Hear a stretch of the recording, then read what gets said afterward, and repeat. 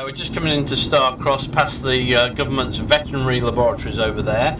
So I'm sure they've got lots of swine flu stuff. Also a site of the atmospheric railway, which could have transformed capitalism, but unfortunately the rats ate the leather.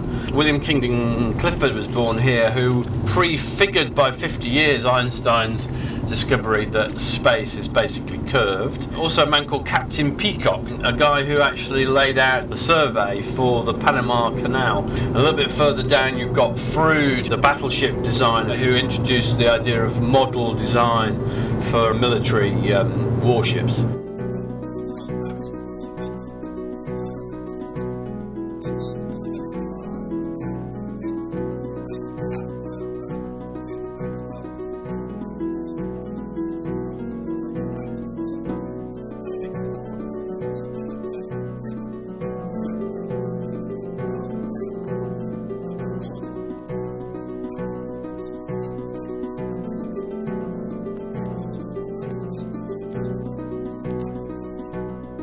1855 along here, everybody woke up in the morning and it had been snowing and there were all these footprints and in the snow.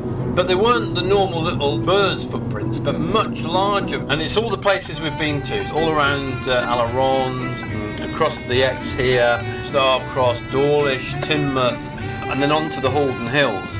This set of devil's footprints, they called it, in Dawlish. So people even went out with guns trying to hunt the devil. But I wonder whether the kind of real demonic quality of this route is that sort of military, technological one.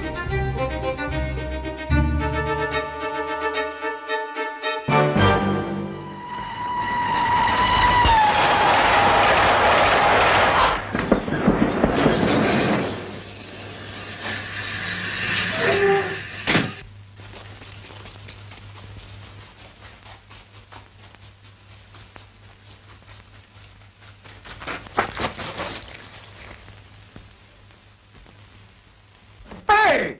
You! Yeah, you! All right, you can go now, I've got it!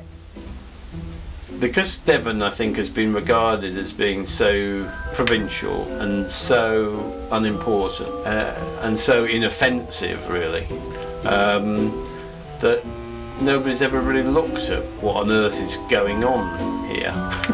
and so I think all sorts of slightly shady, or particularly shady characters hiding in plain sight, so that people who have had immense power and influence and have played out very significant roles in colonial history and recent colonial history. The producers of The Perfect Spy chose Dawlish as the anonymous town to which this very experienced British intelligence officer should attempt to retire in anonymity.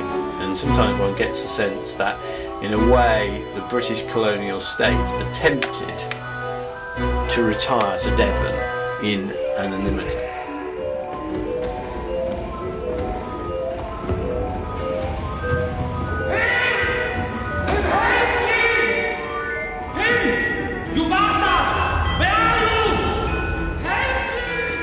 This empty space was until quite recently occupied by glass houses, and during the 1930s they would have been part of the Devon violet industry, which was absolutely massive. On a Friday, a train would leave from Dawlish station here carrying nothing but violets, and as it went it would cast its aroma. When I came here 7 years ago, the greenhouses were derelict. Many of the glass panes had fallen. If I took a step inside, the next step would see my head rolling around what had once been a violet patch.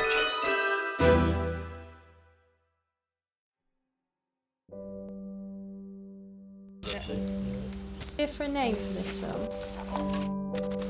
Might call it Mytho-Geog.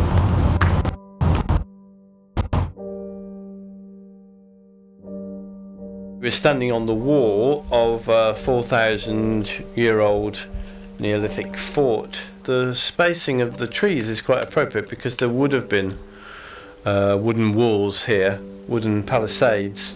My guess is that most people wandering through it would just imagine that they're wandering through untouched countryside, beautiful nature They're walking through a key part of the military-industrial complex from 2,000 years before the Christian era.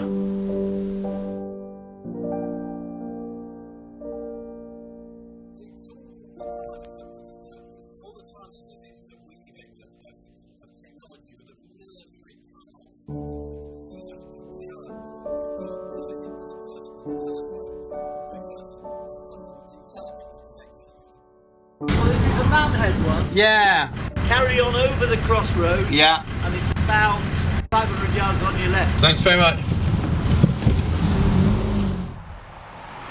We're just coming out of the Forestry Commission's little hidey hole there on the top of Haldon to ask where the freestanding clock structure, little tower, was that once bejewelled the Ministry of Labour's forced labour camp for unemployed men in the 1930s. Everybody's been very mystified. That included the guy who organised the Halden's Hidden History, so if they don't know, it's starting to worry me that whether it exists anymore or not. But we're going to go to the pet cemetery now. I think the way in. This feels really clandestine.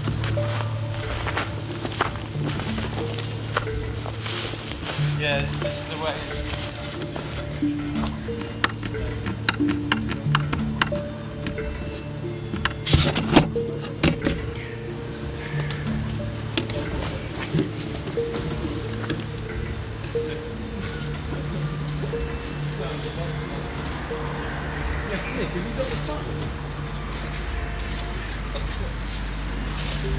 Siobhan, Yeah. I'm thinking Yeah.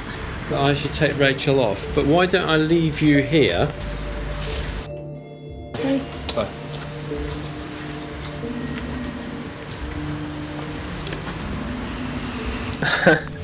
Bill just left us here.